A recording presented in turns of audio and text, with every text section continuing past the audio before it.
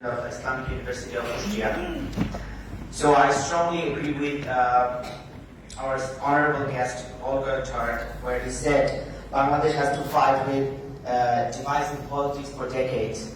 And now, during the July Revolution, what we have seen here is that we actively broken all the binaries that has been there for the decades.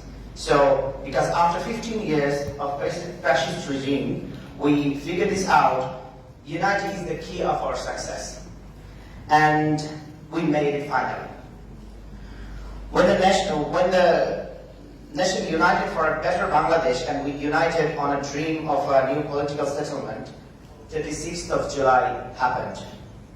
We must recall and stand with solidarity for Palestinian Muslims when we talk about July Revolution, because after revolution, the advisor and one of our anti-discrimination student movement leader, Nahid Islam, said that this revolution was very much influenced by recent Free Palestine movement, where the violation of human rights and genocide has taken place.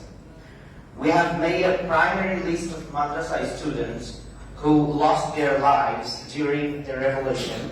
We have identified 92 madrasa students. They remained overlooked as stakeholders and particularly in social media narratives. Secondly, I must notice Indian Muslim citizens in my speech. In 2021, Prime Minister Narendra Modi visited Bangladesh. We condemned his visit as a citizen of Bangladesh and we practiced our constitutional right, especially for his 2002 Gujarat riots. And not just that, one bigger concern was especially for the sake of Indian Muslims who have been increasingly oppressed by Hindu extremist leaders. As a consequence of peaceful demonstration, over 17 peaceful demonstrators were killed for exercising their constitutional rights. The leading organization, Hifazat Islam, saw many of its leaders arrested for many years without any political support and alignment.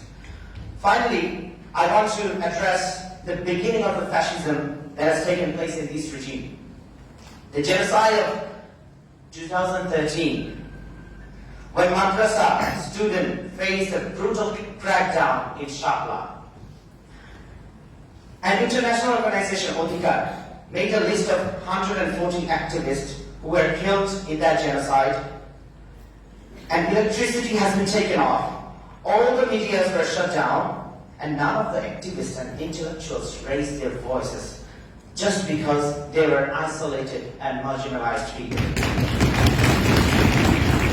In 2013, for the first time, fascist establishments started taking places and his position in this country. Some of the prominent journalists and intellectuals like Farhad Mazhar and Mahmoud Rahman faced tragic consequences afterwards. Fascists became more stronger and set the binary and marginalized madrasa students. Most of them were traumatized for many years.